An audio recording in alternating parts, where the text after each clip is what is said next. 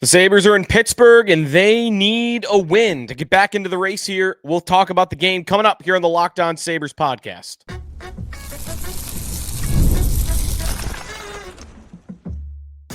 You're Locked On Sabres, your daily podcast on the Buffalo Sabres.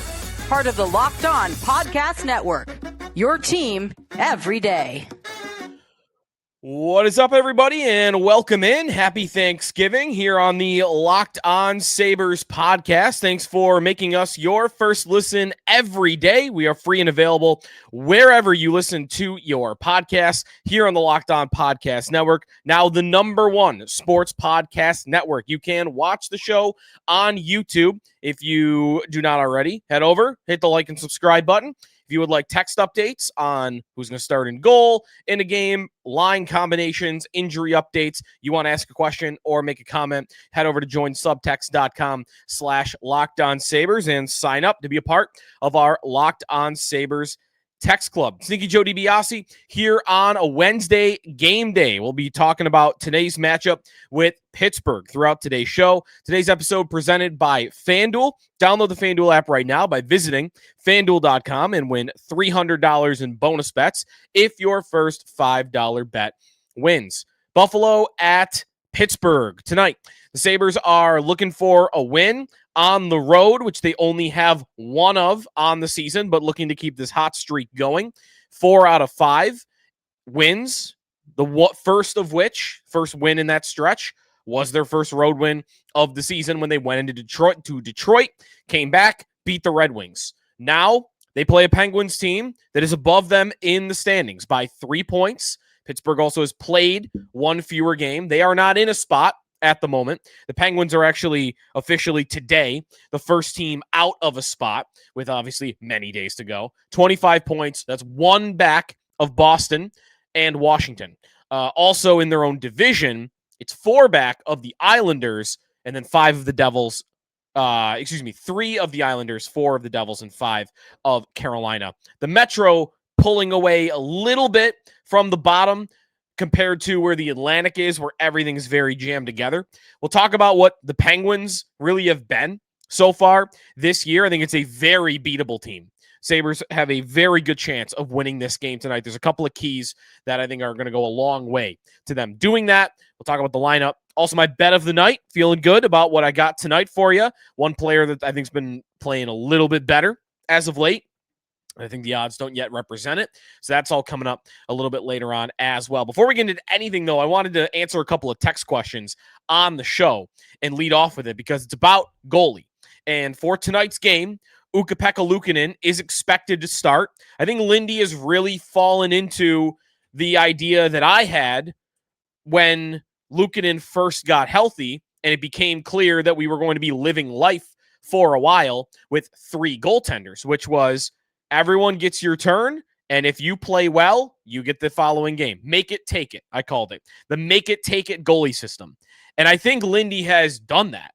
Luukkonen, you play well, you get the next one. You play well again, you get the next one. You play poorly, you go to the back of the line. Now it becomes Colten Ellis' turn. That happened with Ellis. He played well, he got another game. He played well again, he got another game. He had a bad one, he's out. Now, we've not seen Alex Lyon get a turn in a long time. That is actually one of the text questions that we have from today. One texter asking, is Lyon injured? And to my knowledge and to anybody else's knowledge, the answer to that question is no. He just had a couple of bad starts in a row. He has now not won a game for the Sabres in over a month, but he also hasn't played very much in the last 2-3 weeks. So no, Lyon's not injured.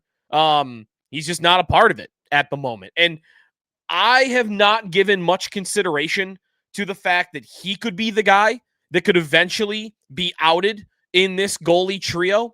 I've thought that either Luukkonen's going to get traded or Ellis is going to get waived are the 2 most likely outcomes. Because I still believe the Sabres do not want to have 3 goalies and they don't want to go the whole year doing this. They just haven't landed on who the guy to get rid of is. I've always thought it would be UPL or Ellis. But maybe we should start considering the fact that Lyon could be the answer. Even though he started the season so well and was really relied upon by the Sabres to get through the first couple of weeks of the season, The reason I say it could be Lyon is if he has another bad start or even another couple of bad starts, and that's 4 or 5 in a row that you could say that about him with, who's the guy that you would not be open to being a long-term answer for the Buffalo Sabres? I mean, just by age really would be the reason I would point this out. The answer would be Lyon, who turns 33 in a couple of weeks. 2-year deal. You're not expecting Alex Lyon to be some long-term answer for the Buffalo Sabres. I personally am not somebody that thinks that Luukkonen is all that capable of being the long-term guy here in Buffalo, but the Sabres have believed that. They paid him like they believe that, and he is 26 years old, so they could very well see UPL as still young, still maybe even developing a little bit, and he's got more upside, more runway here with the team. And then Ellis, who is 25 years old, and we have barely seen play in the NHL, who was a very good prospect in the St. Louis organization before getting here, you could very easily get to, well, that's a guy who could be my long-term 1A, 1B with UPL. 25 years old, he's on a rookie deal. You could have that for a few more years, a while longer. And if it goes really well, you could have him for 5 more years, 6 more years. And that possibility, even if you don't think that's very likely for UPL or for Ellis, that possibility is just not there for Lyon, just simply because of age. So what would the Sabres be rooting for? I know what I'd be rooting for. I'd be rooting for the 2 young guys to be your best 2 goalies. That's what I'd be rooting for. And in the last month, that's kind of been true. Luukkonen in a really good game this past weekend. Ellis did a couple of really good games. It's been a while since we've seen that from Lyon. So no, he's not hurt, but you might be seeing him lose his job before our very eyes. The other quick goalie question was any predictions on Devin Levi, and I believe he will play the rest of the year in Rochester, and then I very much think the Sabres will move him next offseason for something that is not that much. It seems like he might want out. I don't think the Sabres really care anymore. He's not done anything to prove to them that they should care. So until he does something at the AHL level or the NHL level more so that says you should value me again, I wouldn't worry about it. So that's where we're at with goal. Rest of the lineup for the Sabres for tonight's game. There was a moment yesterday where Josh Norris was taking regular line rushes that it seemed like he could be playing today. But Lindy said after practice, that is not going to be the case. There will be one more game at least without Norris in the lineup, but he is a possibility for the weekend. The line he was on was exactly what I had predicted it would look like when he returned, which was him on a third line, if you consider him that, with Zach Benson, and it was Noah Ostlund yesterday. They left Tage, Doan, and Tuck together. They left McLeod, Zucker, and Quinn together, and I think that's probably the right move. So for tonight, no Norris. Ostlund will go back to the middle. He is expected to center Zach Benson and Tyson Kozak. Everything else the same. That McLeod, Quinn, Zucker line that I've really liked has practicing together throughout the week while they've been off, so that's going to stay together. And everything else is pretty much straightforward. The only other thing that would be worth giving you in terms of changes to the lineup would be on the blue line. And no, it wouldn't be on the blue line. Zach Metza was the guy that I was looking at here on Daily Faceoff, but he's not going to play tonight. For some reason, they have him in the top 6. But Timmins is fine, Byram's fine, so is Bryson, Power, Dowling, and Samuelson. So your blue line is good. If you see that on Daily Faceoff, I think that's a mistake. You should not see Zach Metza in the lineup tonight. He is with the team practicing, but not in the lineup. So Sabres in this game, listen, like road wins have to come. They have to prove they can win on the road. And I don't know what it is. I asked Jason Zucker about this earlier in the week, and he did say, like, not getting too low, not getting drawn out of the game when the crowd gets into it and there's energy in the building, staying plugged in, staying energized. I mean, other than that, I don't really see the Sabres as playing all that differently when they're on the road, but they certainly are not getting results. So maybe it's a coincidence, but we'll find out in the next 10 games because 8 of the next 10 are on the road. And if it's becoming evident that they have a big problem with road games and it's going to continue, then that we need to get that figured out. The Sabres will need to get that figured out immediately, because if they lose like 7 of their 8 road games coming up in this 10-game stretch, or 6 of the 8, they're not going to, the season will end right in the next couple of weeks. The season will feel like it's already over. When we come back, what to expect from the Penguins, team that was not expected to be all that good, and they are having some success, but there's some very obvious reasons as to why that is happening. Get to that when we come back here on the Locked On Sabres podcast. Today's episode is presented by FanDuel. Stay tuned a little bit later on. I will have my bet of the night from FanDuel, and we are still ahead on the season by 8.8 units, which is still pretty darn good. Hockey's back. NBA's back. No better place to get in on the action than FanDuel, official sports betting partner of the NBA. If you are an NBA fan, the NBA Cup has been awesome lately. Luka and LeBron being back. You could throw a little action on that to be a little bit more plugged into the game if you're up late watching sports. Even if you miss the start of a game, you want to ride the hot hand, FanDuel's live bets on everything from who's going to score next to third period comebacks. If the Sabres are down in a game and you like the way they're playing and you think they're going to come back, then head over, check out some live bets. You can combine them, same game parlay for a shot at a bigger payout. Keeps every game more exciting, especially when your team is making a late season or late game push. Right now, FanDuel's giving new customers $300 in bonus bets when your first $5 bet wins. So head to FanDuel.com, sign up, play your game with FanDuel, official sports betting partner of the NBA. Sneaky Joe DiBiase back here on the Locked On Sabres podcast.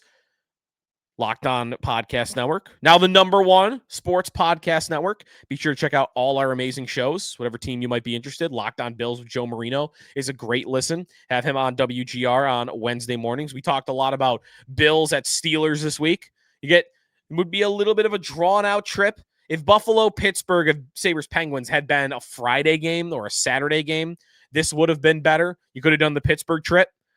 Sabres at Penguins, Bills at Steelers, but I'm not sure you'd want to be in Pittsburgh if you don't have family there through Thanksgiving from Wednesday to Sunday. So just a little bit off on what would have been a pretty good combo trip there. So for tonight's game, mentioned that Luukkonen's going to start. Lineup is basically the same from the previous couple.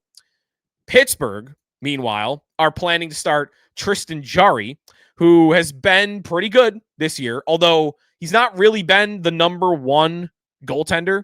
Artur Shilov has been the #1 goalie so far this year and has been pretty darn good. So Pittsburgh has kind of fell into some really good goaltending here.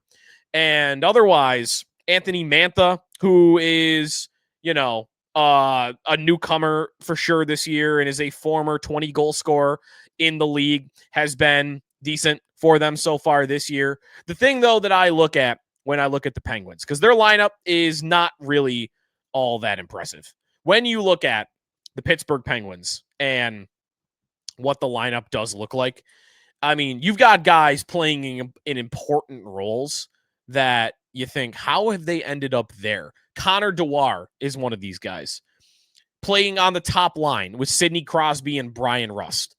He has a career. He's been in the league for 5 years. His career high in goals is 11. What's he doing on the top line with Sidney Crosby would be a question. Ryan Shea playing on the top pair, Parker Wotherspoon. Like, they're just not really known commodities for the Pittsburgh Penguins that are playing in big roles in the lineup. And listen, the Sabres have probably been subject to this as well over the years. But Pittsburgh is just a very thin-looking team. They have been that for multiple years now. It is really what comes with having traded tons and tons and tons of young assets when Crosby and Malkin were in their early 30s. And by the time you exit those veteran players still being good for you, now it's time to cycle through some of the young guys. And, oh, wait a minute, I don't have any young guys to plug in because all of those draft picks and prospects that I might have had in the system or could have had in the system are gone because I traded for rentals at the deadline, or I traded for some 35-year-old guy that only had a year or two left. And now it's all caught up to them. It has, at least in recent years. This year, they're getting some results. Now, if you've listened to this show regularly enough, there's a thing I like to say about the Sabres a lot, which is I'm just waiting for that 1 year and praying for that 1 year where the Sabres are not actually that good, but they make the playoffs because they luck into some really good goaltending and they get a really good power play. That is a formula for making the postseason. You don't even have to be that great a team, but if you get those two things, you make it. And currently, that is what is happening to the Pittsburgh Penguins. This is not a great hockey team. At least it is not a team that you would expect 5-on-5 is going to outplay you. They've been outscored at 5-on-5. They've been outshot at 5-on-5. Run down the numbers. I could run through all of them, shot attempts, all of them. Scoring chances. They are outplayed when it is even on even. But again, you can overcome that. When you look at some of their team stats on the year, this is the number one power play in the NHL at 32%. Number one in the league. And when you are a top-heavy team that has some high-end elite talent, which they still do with Crosby, and Malkin is having a phenomenal year. Malkin is above a point-a-game player this year after being sub-60 points last year. And him having a comeback like this at 39 years old was not in the cards from my vantage point. Anthony Mantha is not a very good all-around hockey player, but there's one thing that we've always known about him is he's got a big shot, and you could stick him on the power play and just let him rip one-timers, and that is when he is at his best. Chris Letang, more so Erik Karlsson, I should say. Erik Karlsson at this stage, not a player that is going to dominate throughout a game, but on the power play, hard to do better, even at this stage in his career. So when I trot out a unit, I don't have to play Connor Dewar, who I mentioned on their top line. I don't have to trot out Kevin Hayes or Tristan Brose is going to make his NHL debut tonight. I don't have to put through these under-talented, underwhelming players. I can trot out Malkin, Rust, Mantha, Crosby, Karlsson. I put those 5 guys on the ice, on the man advantage, and that is dangerous. That is a dangerous, dangerous unit. And they're getting results. Again, the number one power play in the league.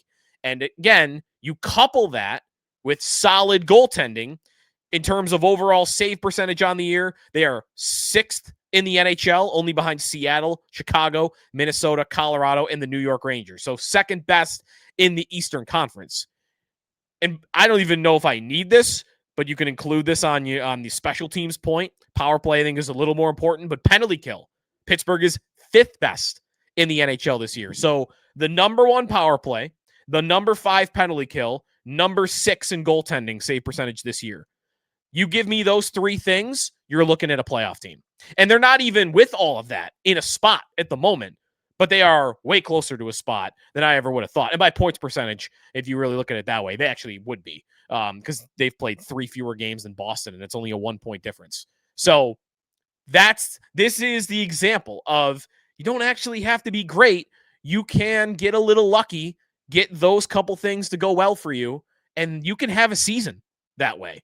And for Pittsburgh, at this stage in their arc with those players at that age and not a lot of support around them, that's kind of the only way they can win because they just don't have enough assets or money available to surround those guys with a great team anymore.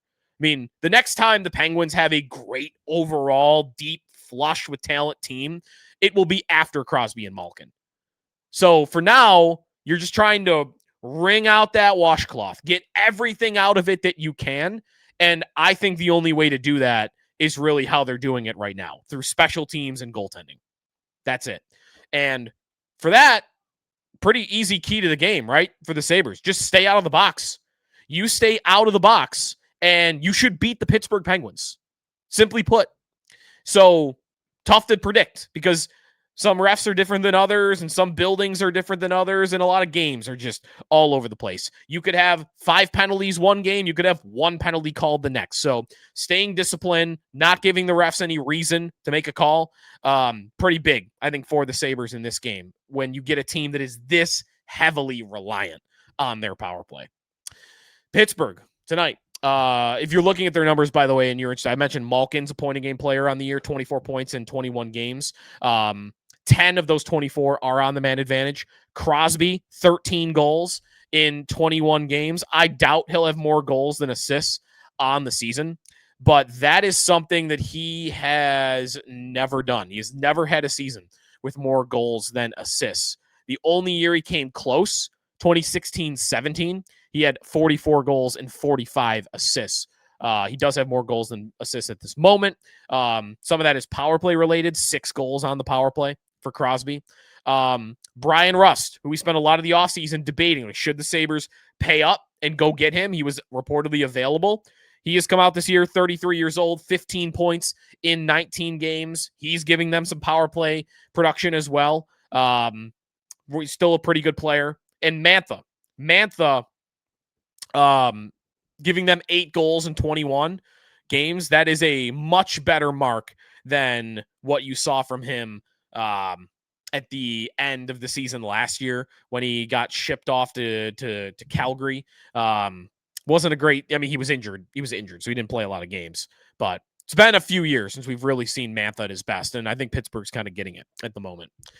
All right, the Penguins. So the Sabres and Pittsburgh, what do the odds say about today?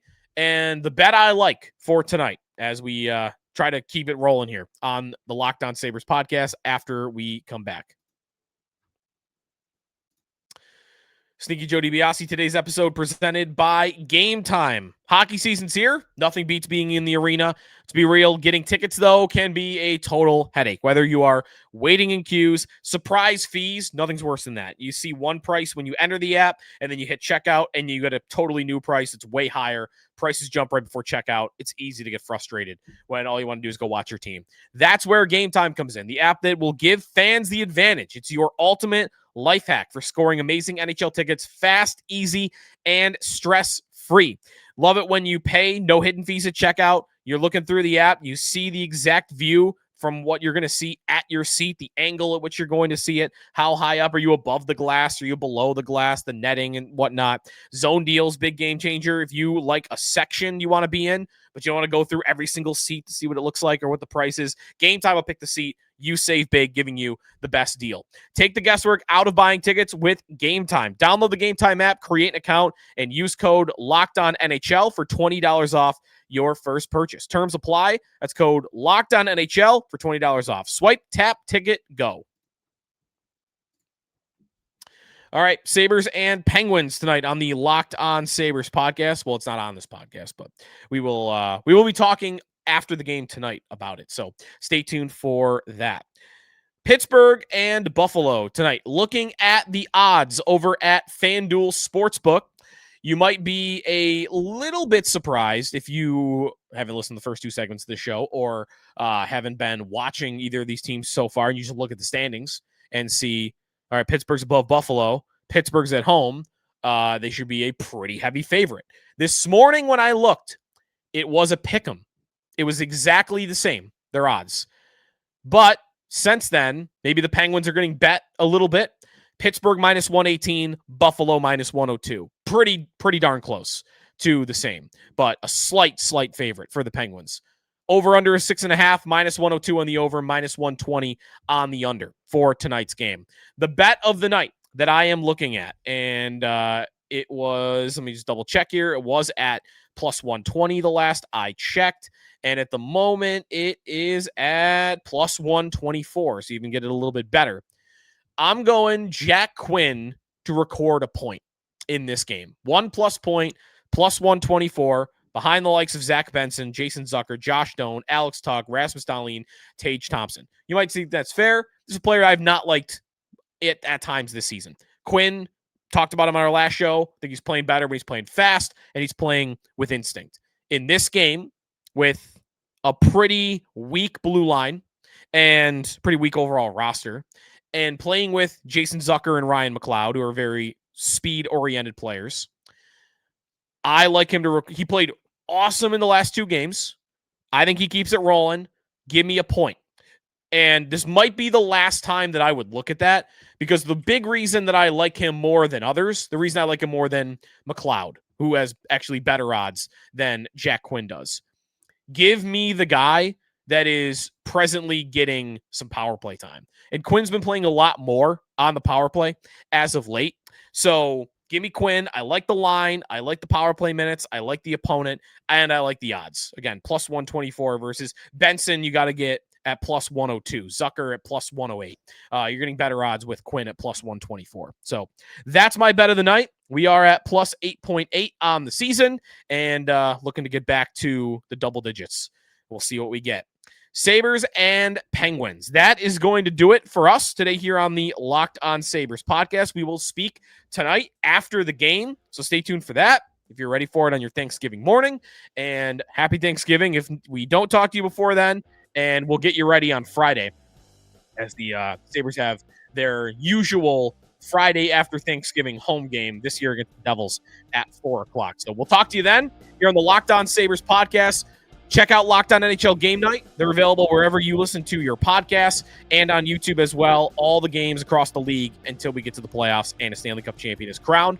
We'll talk to you on Friday here on, or tonight actually, and then Friday. Here on the Locked On Sabres podcast, part of the Locked On Podcast Network, your team every day.